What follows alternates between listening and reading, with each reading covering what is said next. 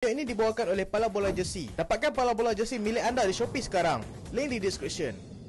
Hei, aku nak buat review game hari ni. Tapi itulah, kita tunggu game MU dengan Arsenal malam ni dulu, baru kita buat review esok. Assalamualaikum dan selamat datang ke Pala Bola Studio. So hari ni kita nak sembang sikit pasal 5 transfer dibenci dalam bola sepak Eropah, melainkan bola sepak EPL lah. Sebab hari tu kita dah sembang dah 5 transfer dibenci dalam bola sepak EPL. So hari ni kita nak sembang dekat luar bola sepak EPL, iaitu bola sepak Eropah. By the way, sorry lah, mata aku sembab sikit kan, sebab tengok game mana tadi. Mula-mula tengok MC dengan Chelsea tu tak apalah kan. Lepas tu gap waktu dekat sangat dengan Liverpool lawan pukul 3. Aku pun tengok jugalah. Tapi okey lah, berbaloi lah kan, sebab hampa tahu lah kan. Tapi MU malam ni pun tak tentu juga. Sebab MU ni biasalah kan, kalau hampa tengok video ni time MU dah lawan dengan West Ham, komen keputusan kat bawah. Sebab aku ada firasat buruk. Sebab selalu kalau tim-tim tengah drop point, MU akan join sekali. Tu biasa, MU ni memang tak suka tengok orang dalam kesusahan tau. Dia macam, weh hang susah, aku join sekali.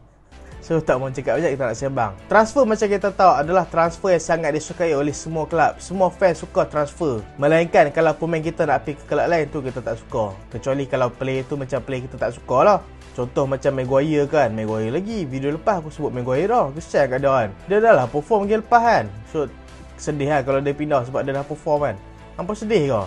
Tak sedih? Okey, kita masuk nombor 5. Nombor 5 kita ada Roberto Baggio daripada Fiorentina ke Juventus. Roberto Baggio adalah seorang legenda Italia, seorang player bola sepak Italia yang sangat hebat dalam era 1990-an sampai ke awal tahun 2000. Dia ni pernah main dekat kelab-kelab besar seperti Fiorentina, Juventus, Inter Milan dan juga pernah mewakili Itali. Dan benda yang paling famous dia pernah buat adalah dia terlepas penalti waktu final lawan dengan Brazil dulu. Dan dia pun pernah bagi tahu lah, kesilapan penalti dia tu adalah kesilapan yang paling besar dia pernah lakukan dalam hidup dia lah. Dan Roberto Baggio ni dulu pernah main dekat Fiorentina sebelum dia berpindah ke Juventus. Dan kalau hampa nak tahu, satu-satunya musuh utama Fiorentina adalah Juventus. Tetapi Roberto Baggio memilih untuk berpindah ke Juventus. Dia pilih untuk pindah ke Juventus tu tak apa juga kan. Tapi kebanyakan fans, mereka persoalkan, mereka tanya dekat manajemen Fiorentina, pasal apa lepaskan Baggio ke Juventus? Sedangkan mereka dah tahu dah Juventus ni musuh tradisi mereka. Sampai bila berlakunya perpindahan Roberto Baggio daripada Fiorentina ke Juventus pada tahun 1990, membuatkan ratusan fan mereka ni mengelilingi tempat pentadbiran Fiorentina nak tanya pasal apa lepaskan Baggio ni. Dan ratusan fan yang mengelilingi tempat pentadbiran tu membuatkan huru-hara terjadi dan 50 kematian telah tercatat. So memang jadi teruk lah. Dan bila Roberto Baggio berpindah ke Juventus, dia ambil nombor 10 daripada Michael Platini. Dan dia bagi tahu dia ni dipaksa berpindah daripada Fiorentina ke Juventus disebabkan Juventus tawarkan dengan harga yang tinggi. 8 juta pound pada tahun 1990 adalah satu tawaran yang sangat tinggi lah. So Juventus pun mereka terliok, so mereka lepaskan player tu, membuatkan huru-hara terjadi, fan-fan pun marah. So itulah transfer Roberto Baggio ke Juventus. Nombor 4 kita ada Mo John Stones daripada pasukan Nantes di Perancis kepada Celtic. Sebab apa perpindahan yang jadi hangat? Padahal Nantes ke Rangers je pun. Untuk pengetahuan hampa, Mo John Stones ni adalah bekas player Celtic sebelum dia berpindah ke Nantes. Dan macam kita tahu, permusuhan antara Celtic dan juga Rangers sangat-sangat hebat. Permusuhan mereka ni sampai melibatkan agama. Nantilah mungkin next video kita akan buat khas permusuhan mereka ni. Dan rivalry mereka ni boleh dikatakan antara rivalry yang paling panas dalam dunia bola sepak. Cuma kebanyakan kita tak nampak disebabkan mereka ni bukanlah kelab yang terlalu besar dekat Eropah. Mereka ni kelab besar tapi bukan terlalu besar lah sampai kita nak perhati kan. Dan Mo John Stones ni telah buat satu keputusan kontroversi, iaitu ketika dia bermain di Nantes selepas dia berpindah daripada Celtic. Dia balik ke Scotland dengan berpindah ke Rangers. Memang benda tu menimbulkan kekacauan lah sebab fan-fan Celtic sebelum tu mengidolakan dia. Mereka pun faham lah kan kalau kawan ni nak pindah kan, asalkan bukan pindah ke Rangers je. Tapi lain kali balik pindah ke Rangers, mana tak mengamuk mereka amat. Sebab Mo John Stones ni adalah seorang player sangat hebat dekat Celtic sebelum dia berpindah ke Nantes. Menjaringkan 52 gol dalam 140 penampilan untuk Celtic sebelum berpindah ke Nantes. Dan dia memang rasa bahang lah waktu dia balik ke Scotland dengan berpindah ke rival Celtic. Sebab Mo John Stones ni adalah seorang player pertama, iaitu daripada Roman Katolik, yang Rangers sign sejak Perang Dunia Pertama lagi. Maksudnya sebelum tu Rangers memang ada tradisi mereka ni takkan sign siapa-siapa daripada Roman Katolik, membuatkan fan-fan Rangers marah, fan-fan Celtic pun marah. Dan awal-awal John Stones main dekat Rangers, kitman Rangers time tu pun Jimmy Bell dia protes. Dia biarkan John Stones ni atok sendiri dia punya kit semua kan, membuatkan John Stones ni terpaksa buat sendirilah. Tapi lalah kali John Stones ni dia berjaya juga menangi hati fan Rangers disebabkan dia skor gol last minute ketika perlawanan derby antara Celtic dan juga Rangers. Itu memang menambah hati fan Rangers lah, tapi memang akan menyakitkan hati gila lah fan-fan Celtic. So itulah transfer yang keempat. Transfer ketiga adalah transfer Johan Cruyff daripada Ajax ke Feyenoord. Johan Cruyff macam kita tahu adalah seorang legenda bola sepak yang sangat hebat dalam dunia bola sepak. Telah memenangi 3 Ballon d'Or sepanjang bermain. Dan juga bukan sahaja seorang pemain hebat, dia juga seorang jurulatih yang sangat hebat. Dia gelar sebagai bapa kepada JJ Pressing tu Rani Ralf Rangnick. Itu bukan bapa kepada JJ Pressing. Johan Cruyff ni dikenali sebagai bapa kepada Tiki Taka. Dia ni adalah antara pencetus utama taktikal Tiki Taka yang dilakukan Barca sampai lawan ni. Dan taktikal Tiki Taka tu memang terbukti berjaya. Dan ramai yang ikut sampai lawan ni juga. Dan Johan Cruyff daripada buat satu perpindahan kontroversi, iaitu daripada Ajax ke Feyenoord pada tahun 1983. Selepas dia kembali ke Ajax, sebelum tu dia dah main ke Ajax dah. Lepas tu dia pindah ke Barcelona, lepas tu dia pindah ke kelab lain. Lepas tu dia balik ke Ajax, lepas tu dia habis kontrak dekat Ajax. Lala kali Ajax tak sambung kontrak dia berpindah ke rival Ajax iaitu Feyenoord. Antara sebab perpindahan Cruyff ke Feyenoord ni adalah disebabkan dia panah dengan manajemen Ajax. Ajax ni tak mau bagi kontrak baru dekat dia, padahal dia selesa lagi main dekat Ajax. Prestasi dia pun tak turun lagi. Tak tahulah dia kata tak turun lagi kan. Tapi kalau tengok statistik pun okey lagi musim tu. Sepanjang 3 tahun dia berada dekat Ajax, iaitu pada tahun 1981 sampai 1983, dia telah berjaya melakukan 36 penampilan dan juga melakukan 14 gol. Mungkin statistik ni belum cukup meyakinkan Ajax untuk sambung kontrak dia, memandangkan umur dia dah pun 34 tahun. Tapi benda ni mencetuskan amarah dia lah kan. Sebab boleh dikatakan memang mereka ni tak respect dia lah. Mungkinlah dia ni ada niat nak bersara dekat Ajax. Tapi lalah kali bila Ajax buat macam tu, dia panah. Dia berpilih untuk berpindah ke Feyenoord yang tawarkan kontrak time tu. Dan yang paling menariknya, bila Johan Cruyff berpindah ke Feyenoord, dia telah membantu Feyenoord untuk memenangi kejuaraan Liga pertama mereka dalam tempoh 10 tahun. Dah lah menang Liga Belanda, lepas tu menang Piala Belanda pula, KNVB Cup. So memang menimbulkan amarah fan-fan Ajax lah kan. Pasal apa manajemen Ajax ni tak bagi kontrak dekat dia. Tapi lah kali Johan Cruyff dia pilih untuk bersara pada tahun tu. Main satu musim je bersama Feyenoord, lah kali bersara sebelum dia masuk ke dunia kejurulatihan. Okey, dah settle transfer ketiga. Transfer kedua pula. Transfer kedua bagi aku ni adalah pendapat aku sendiri, iaitu Messi ke Paris Saint-Germain. Transfer Messi ke Paris Saint-Germain ni tak mencetuskan amarah fan-fan PSG. Fan-fan PSG memang suka lah mat kehadiran Messi ke PSG. Salah satu best player in the world, bukan in the world, dalam sejarah bola sepak. Salah satu pemain terhebat dalam sejarah dunia bola sepak berpindah ke kelab mereka. Memanglah mereka suka. Tapi transfer ni telah mencetuskan amarah dan juga sedih daripada fan-fan daripada Barcelona. Dia lebih kurang macam CR berpindah daripada Real Madrid ke Juventus. Tapi perpindahan Messi ni lagi menyakitkan. Disebabkan apa? Disebabkan Messi ni adalah talent mereka daripada La Masia. Lepas tu dah lah talent daripada kelab muda, main dekat Barcelona bertahun-tahun. Ada market value sampai 200 juta, 150 juta. Tapi lalah kali Barcelona terpaksa lepaskan dia secara percuma saja dekat PSG. Dah lah lepaskan player tu secara percuma, lepas dekat PSG pula. Macam kita semua tahu, Barcelona dan juga PSG, mereka ni ada rivalry juga. Rivalry yang aku boleh kata baru mula lah. Bukan baru mula lah, dah lama dah. Tapi kalau dalam era moden ni baru je.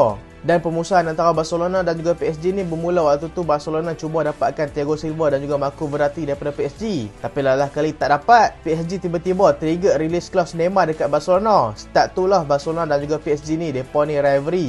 Tapi rivalry secara dingin lah, asyik perali-memperali je. Tapi lah ni PSG memang tak boleh perali PSG lah. PSG memang kuat lah ni. Dan perpindahan Messi ke PSG tu memang tak dijangka oleh siapa-siapa. Sebab Joan Laporta, seorang presiden Barcelona yang baru je menang kerusi time tu. Joan Laporta sebelum dia naik menjadi seorang presiden dekat Barcelona, dia ni dah janji dah. Dia kata kalau aku naik dekat atas kursi presiden ni, macam biasa lah, dah janji wakil rakyat biasa kan. Aku tak tuju mana-mana pihak lah. Aku kata video ni lah. Dia kata ada janji kalau dia naik dekat kursi presiden, dia akan kekalkan Messi dekat Barcelona. Dia janji sebab tentu Barcelona tak mampu lagi nak sign Messi. Tapi bila dia confirm naik atas kursi, benda pertama yang dia buat adalah dia bagi kenyataan Barcelona tak boleh sign Messi. Benda tu memanglah betul kan, disebabkan Barcelona tak ada duit. Tapi boleh dikatakan benda tu menipu lah. Dan memang ada rumor mengatakan yang Joan Laporta ni memang betul-betul nak buang Messi. Disebabkan bukan dia benci Messi, tapi disebabkan Messi ni menanggung beban gaji yang sangat tinggi dekat Barcelona. Kan Barcelona tentu tengah ada krisis kewangan. So benda pertama dia nak buat dekat kelab adalah disingkirkan beban gaji pertama yang paling besar dekat Barcelona, iaitu Lionel Messi. Tapi dia tak tahulah kan, dia buang beban gaji tinggi kat Barcelona tu, apa harga dia bayar. Hang tengoklah, tanpa Lionel Messi tu 2 musim berturut-turut main dekat UEL. Memang jarang lah kita nampak Barcelona main kat UEL sebelum ni kan, time Messi kan. Memang jarang gila lah. Tapi bila Messi belah ni nampak macam normal je dia pemain kat UEL.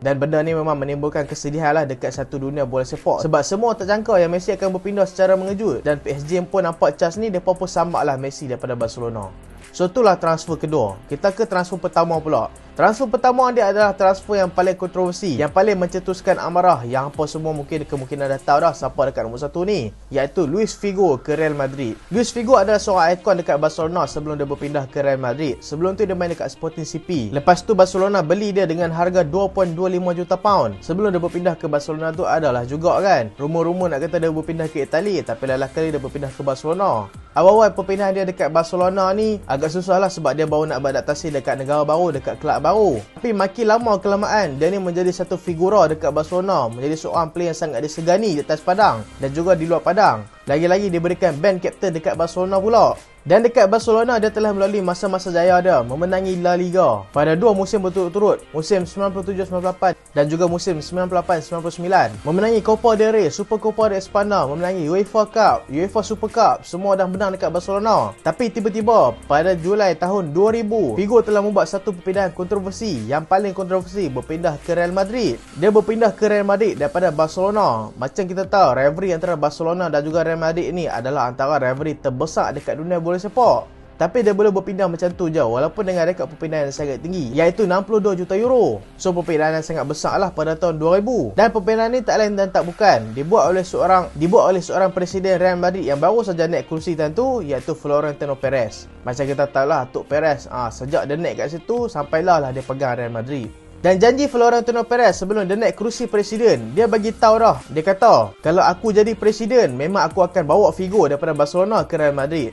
Dan fan-fan Real Madrid pun, ramai komuniti dekat Real Madrid sukalah benda tu. Sebab mereka nak rampas best player dekat rival mereka. Dan lalah kali bila Florentino Perez berjaya naik sebagai presiden, dia kotakan janji dia dengan tebus Figo ni. Dan kepanasan hati fan-fan Barcelona ni dekat Luis Figo ni sangat memuncak ketika pertemuan El Clasico antara Real Madrid dan juga Barcelona dekat Stadium Barcelona pada 21 Oktober pada tahun 2000. Waktu tu dia pun memang dah panas dah kan. Lepas tu Figo main pula. Lepas tu tentu Figo ambil corner pula. Memang dia baling segala benda. Baling botol lah, baling benda-benda tak elok lah. Dan paling buruk, baling kepala babi mat. Teruk gila. Ni bukan mencarut tau. Sekejap lagi ada orang ni pula kan.